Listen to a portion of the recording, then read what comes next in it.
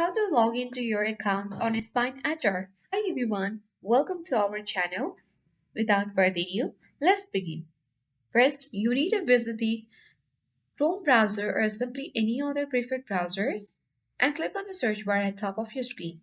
Simply type in Spine Edger login and press enter on your keyboard.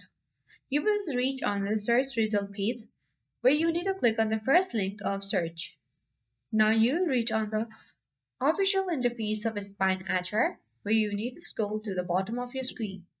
So alternatively, if your company has a custom Spine Etcher portal, you can use the specific URL provided by your employer. So here you will see enter corporate ID or go for HR. All you have to do is enter the corporate ID provided by your work or the one you use personally, and then enter your password. After entering your credentials, you'll be signing to your Spine HR account. So that was it. I hope this guide was helpful. If it was, then do like, share, comment, and don't forget to subscribe. Thanks for watching, and I'll see you in the next video.